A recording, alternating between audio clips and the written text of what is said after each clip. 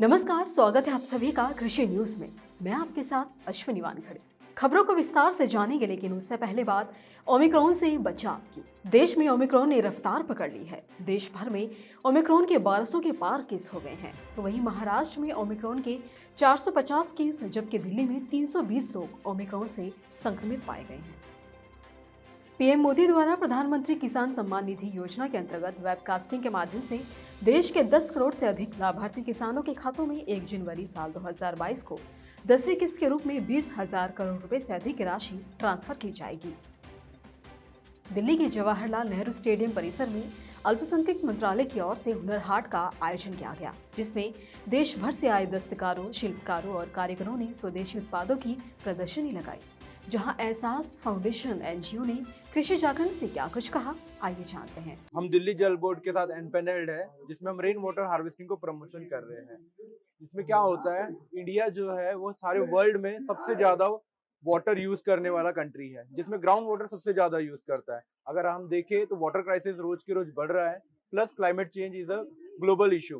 तो rain water harvesting हम इसलिए कर रहे हैं क्योंकि फ्री ऑफ कॉस्ट कर सकते हैं आप। Free of cost in the sense बड़े बड़े आपको इक्विपमेंट्स नहीं लगाने हैं। रेन वाटर के लिए बहुत बड़ा अपने को सेटअप नहीं लगाना है। छोटा सा फिल्टर है हमारा, जो दिल्ली जल बोर्ड के थ्रू एम्पेनल्ड जो हम लोग हैं वहां से अप्रूव किया हुआ है। पहले हम लोग क्या करते थे, छत का पानी जो वेस्ट हो जाता था उसको हम एक पिट बॉक्स बनाते थे 10 बाय 10 का, जिसमें अलग अलग पत्थर डालते थे और वो फिल्टर होकर ग्राउंड वाटर को रिचार्ज करता था। अभी ये जैसा मुंबई जैसी सिटी में इतनी जगह है नहीं, तो ये नया फिल्टर लॉन्च हुआ है जिसके अंदर इस ऐसा ग्रेवल का कॉम्बिनेशन रखा हुआ है। अगर आप देख सकते हैं उसका लाइन डायग्राम रखा हुआ है, जिसमें 2 से 6 mm, 6 to 12 and 12 to 30 mm वहां पे पत्थर रखे हुए हैं। एंड हमारे पत्थर के बाद एक छन्नी लगी हुई है जिससे पानी फिल्टर होके जाएगा। इसमें हम एक्टिवेटेड कार्बन भी डालते हैं, तो जितना भी रेनफॉल का पानी है जो पहले ही अपने आप में शुद्ध होता है, उसे हम और प्यूरिफाई करके हम उसे पी सकते हैं ड्रिंकिंग वाटर के लिए।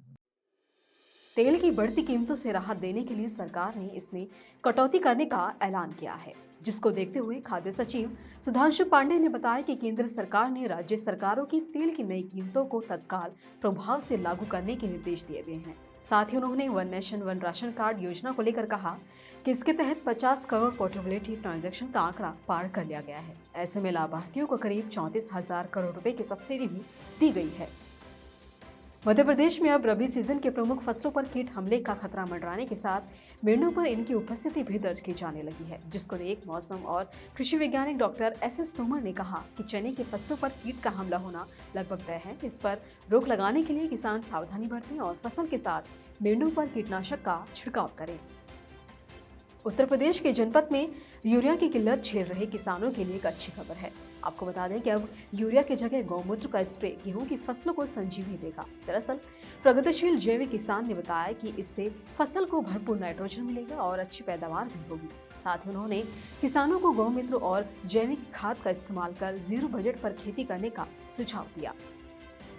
महाराष्ट्र में कपास उत्पादक इन दिनों कपास की कीमतों में बढ़ोतरी की उम्मीद में कपास का भंडारण करने पर ध्यान दे रहे हैं।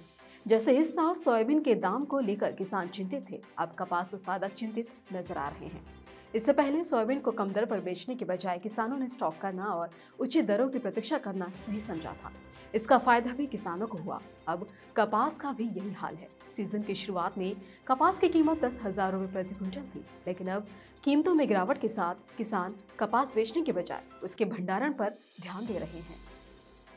शीतलहर के कारण दिल्ली एनसीआर समेत समूचे उत्तर भारत में पिछले कुछ दिनों के दौरान ठंड काफी बढ़ गई है। भारतीय मौसम विभाग के अनुसार देश की राजधानी दिल्ली में न्यूनतम तापमान 4 डिग्री सेल्सियस और अधिकतम तापमान 20 डिग्री सेल्सियस रहने की संभावना है। इसी तरह की अन्य खबरों के लिए जुड़े रहिए कृषि जागरण के साथ। धन्यवाद।